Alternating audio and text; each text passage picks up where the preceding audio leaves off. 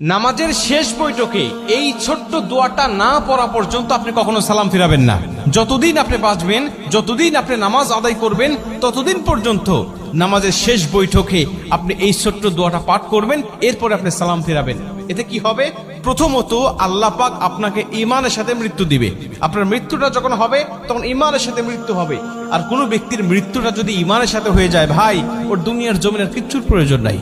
কারণ শেষ মৃত্যুটা তার হয়েছে ইমানি অবস্থায়, মানে সে মুসলিম হয়ে, ইমানদার হয়ে সে দুনিয়া থেকে বিদায় নিয়ে চলে গেছে। ওর কবরেও শান্তি, পরকালেও শান্তি, হাসরে, মিজানে, ফুলসিরাতে প্রত্যেকটা ধাপে সে মুক্তি, এবং আল্লাহ পাকের কমপক্ষে 10টি পৃথিবীর সমান একটি করে জান্নাত তার জন্য আল্লাহ ওয়াজিব করে দিবেন।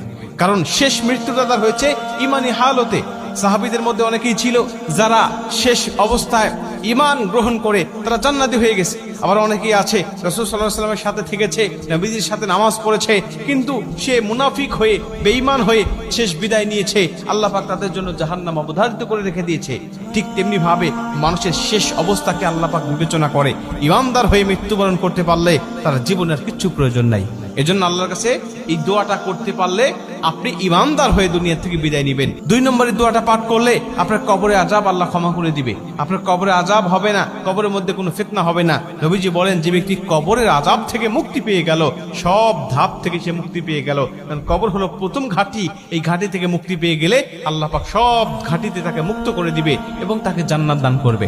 এবং 3 নম্বর হলো আল্লাহ জাহান্নামের আযাব থেকে, জাহান্নামের কষ্ট থেকে, জাহান্নামের পীড়া থেকে আল্লাহ তাকে মুক্তি দান করবেন। এবং 4 নম্বর হলো দাজ্জালের ফিতনা থেকে আল্লাহ পাক তাকে হেফাজত করবেন। ভাই, দাজ্জালের ফিতনা হলো পৃথিবীতে আদম আলাইহিস সালাতু ওয়াস সালাম থেকে শুরু করে আমাদের নবী মুহাম্মদ রাসূলুল্লাহ সাল্লাল্লাহু আলাইহি ওয়াসাল্লাম পর্যন্ত যত নবী রাসূল এসেছে, সমস্ত নবী রাসূল এই দাজ্জালের ফিতনা থেকে তার উম্মতকে সতর্ক করেছে। সমস্ত নবী রাসূল তার উম্মতকে বলেছে, দাজ্জালের ফিতনা নামক একটা ফিতনা দুনিয়ার জমিনে আসবে। এত বড় ফিতনা দুনিয়ার জমিনে আর কখনো মানুষ দেখতে পাবে না। এত বড় ফিতনা মানুষগুলোকে বেঈমান বানিয়ে ফেলবে মুহূর্তের মধ্যেই। আল্লাহ তাকে কিছু অলৌকিক ক্ষমতা দিবেন, আল্লাহ পাক তাকে কিছু অলৌকিক ক্ষমতা দিবেন ঈমানদারদেরকে যাচাই করার জন্য। তখন এই দাজ্জাল এসে দুনিয়ার জমিনে তার অনুসারী আর অনুগামী করবেন মানুষগুলোকে, বিভিন্ন ক্ষমতা আল্লাহ তাকে দেখাবেন। ওই ক্ষমতাগুলো মানুষগুলোকে দেখিয়ে দেখিয়ে সে পথভ্রষ্ট করবেন।